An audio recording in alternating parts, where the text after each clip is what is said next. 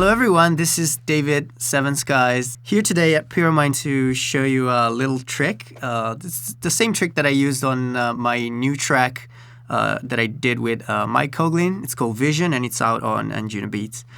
So I got a lot of messages from fans and passionate in production asking me how did I do this, this part of the breakdown. So this is what I'm going to explain, but first of all, let's just play it for you so you can get an idea of what the effect is.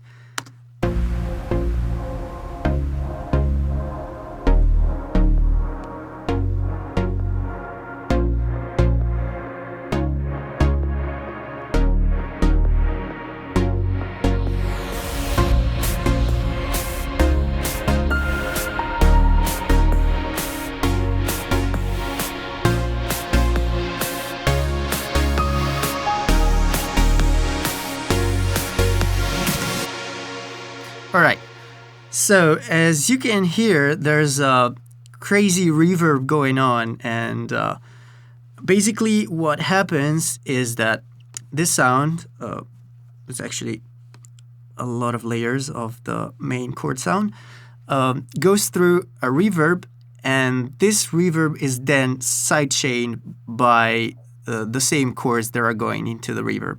It's a little bit complicated, but now I'm gonna open a new session, start everything from scratch, and show you what I mean. And it's gonna be definitely easy for you to understand. And you'll be able to create this effect in a snap.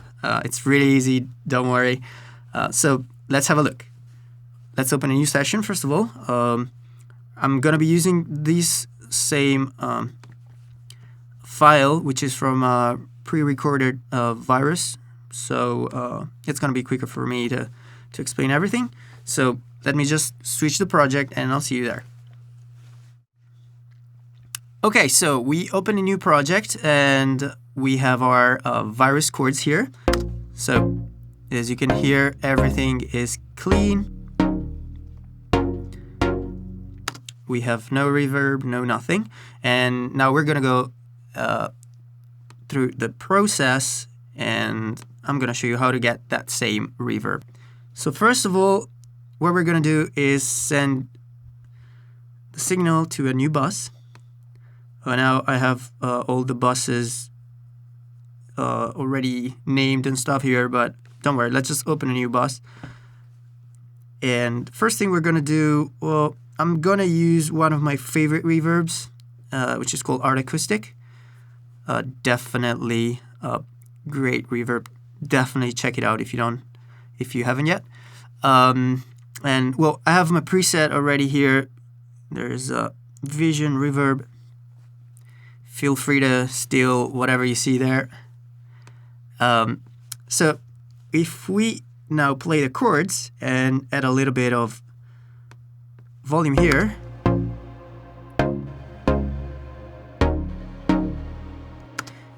you'll hear that now the reverb is playing, but we still don't get that nice pump that's in the actual in the original track. And so how do we do that? Well, basically the trick is to use these chords as a sidechain for this signal.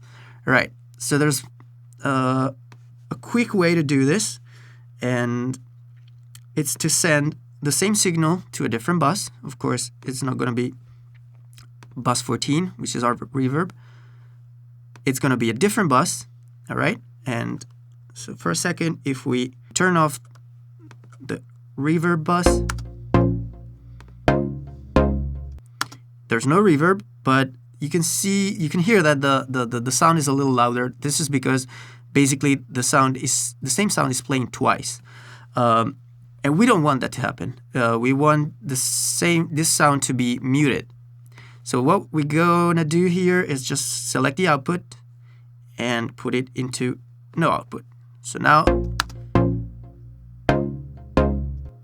only these chords are playing, and they are going through bus 15, but they're not going anywhere. Normally they would go to stereo output, and in that case we would hear, but right now everything is deactivated, so they're not playing. They are there, but we can't hear it. So now remember, it's bus 15, right? You can see here, bus 15. We go back to our art acoustic. We turn it on again. It's there. And what we're going to do is simply open a compressor. Logic compressor is the quickest way to get there, and for this kind of thing, it's perfect. You don't need to invest in any other plugins, at least to do this kind of reverb. So, all right, what we're going to do now is basically set the sidechain to this bus over here. Okay, so basically what's going on in this bus, it's what is going to affect our compressor. And how we do that, we simply go to sidechain and we go to bus 15, boom. And you're going to see there, as soon as I play, you're going to see a signal here. Well, of course, I'll have to adjust some parameters, but you're going to see the chords coming in here right now. Okay, there you go.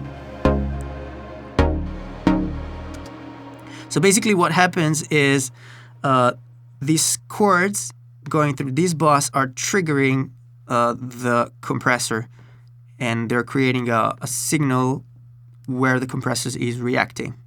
Right, so now what we want to do is try and create the pumps. So we do that by working on the release and a little bit of a ratio and threshold. We want the attack to be as quick as possible because the effect has to kick in right away.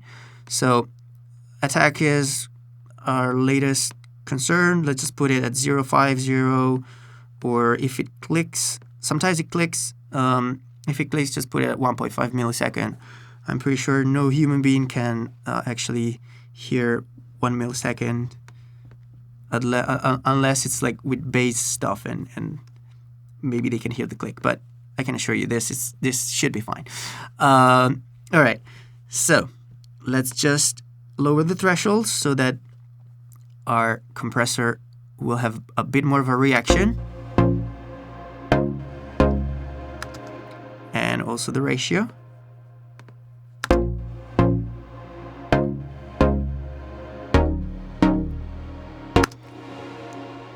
And now you can start to hear the actual effect happening. There's another thing that we can do.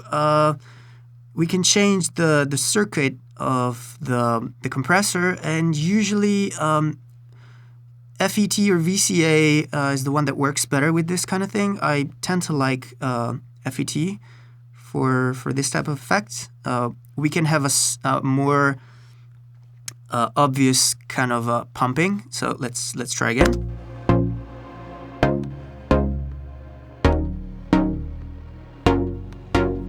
Too much.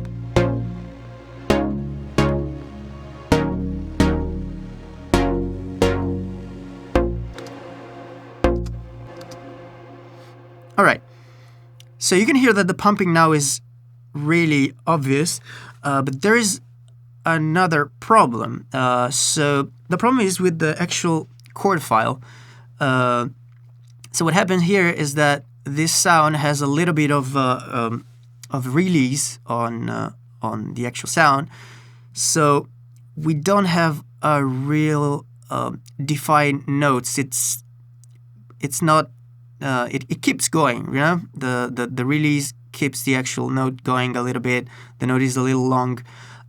What we want as a trigger is some really clean and snappy sound that quickly release in a way that we have a better control on how the reverb is going to pump. So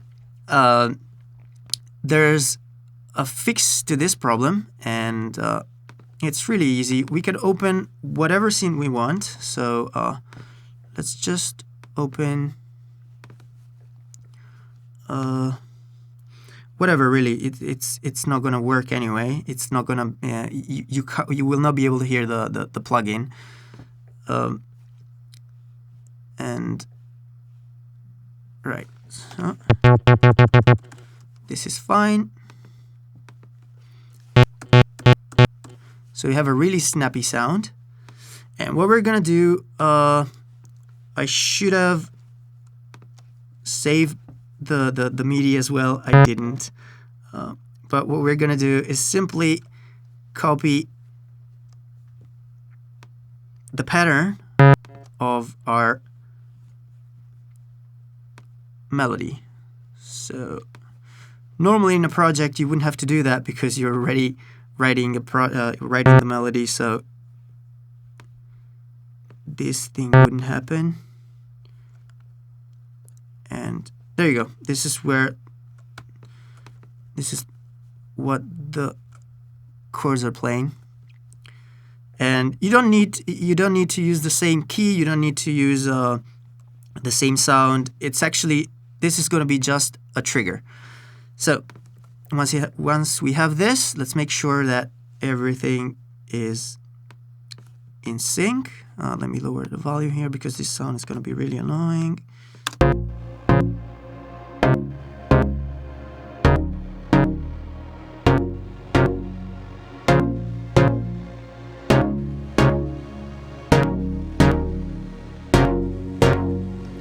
Right, everything is perfectly in sync.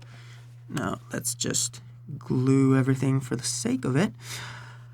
And now what we did here, it's basically gonna happen here as well. So let's get rid of this because this is gonna be our clean sound and we don't want to use it as a trigger anymore because the release creates problem. And it goes away. And since we have that bus was bus 15, what we're gonna do is we're gonna use this one and send it over to bus 15. So as you can see, the sound is there, but we can't hear it because of the same reason I explained before. If we would put output, stereo output, there you go. So let's set to no output again. So the sound is there, but we can hear it. And once again, we open our chords.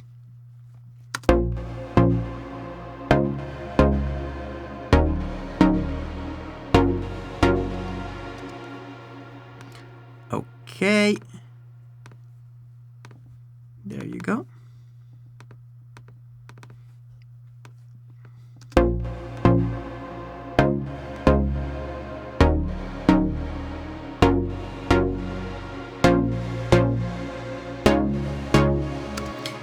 And now you can hear that we have a much better control on the compressor release because the sound here is so short that we can control the release of the reverb from the compressor however we want. So if we want to tell really short,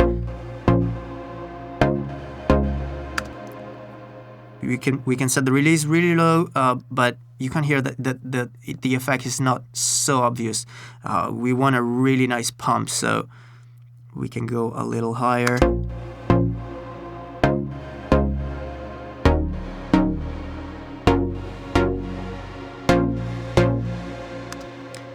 And you can hear the pumping now. We can crack down the ratio a little bit.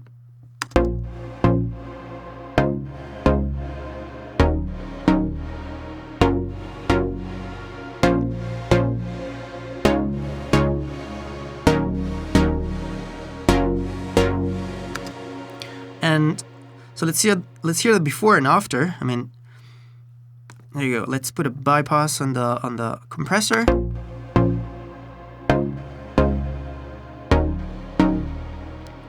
Let's try kick the compressor in.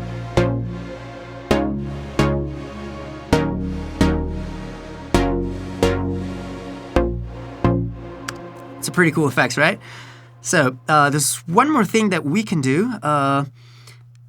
Because the original chords have a filter on them. They have a cutoff that's opening slowly as the track grows. There are some artifacts on the reverb because of course we have some high frequencies that are going through. But to create a better kind of atmosphere, what I did in the original project was to also add a filter that goes along with the add a filter on the reverb that goes along with the virus chords. So it's really simple.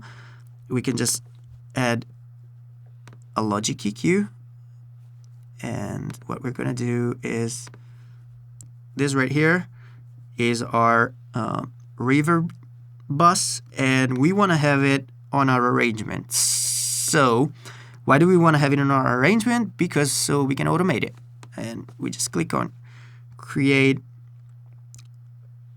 a track in the arrangement. So it's control and click, and you'll have this one. And you select the first one, and it will put it right away on your arrangement. So there you go. Once you are there, this is a really handy shortcut that I made. So basically, you can switch from touch to read in a way that I can quickly tell Logic, okay, automate whatever I touch it, and I'm touching this. And now if I click the automation, boom, and it's right here. If you don't have a shortcut for it, you would probably have to go into channel EQ, look for whatever you have to automate. It's time consuming, so I really strongly recommend to set this kind of control. And there you go. Now, we have our automation. Well, it's not set yet, but we can go ahead and set it. So let's put a 200 Hertz. That grows until fully open right here. And we might want to change the slope to 24. And let's hear how it goes.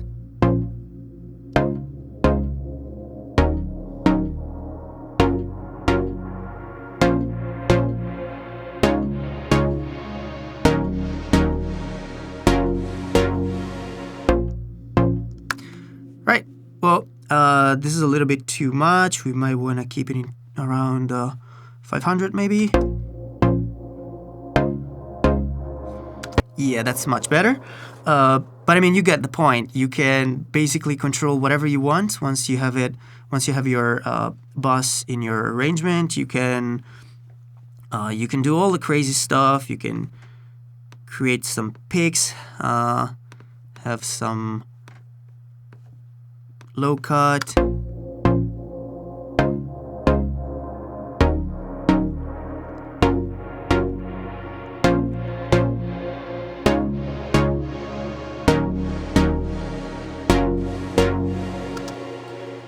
And stuff like that. I mean, you can definitely shape the reverb the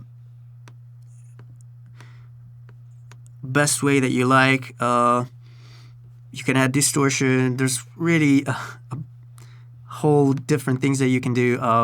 But this is the basic. This is the basic. So once again, we have the chords. We want to have a pattern of the same chord, but with a really close release with whatever scene you like, the way that we can control our compressor release in a much easier and quicker way. And that's about it. I hope you found this quick tutorial useful. I know a bunch of people will be really happy to see how I did this, as I really had so many questions about it, but it's really simple. And yeah, well, hope you enjoyed it. Hope I wasn't too boring, and see you next time. Bye bye.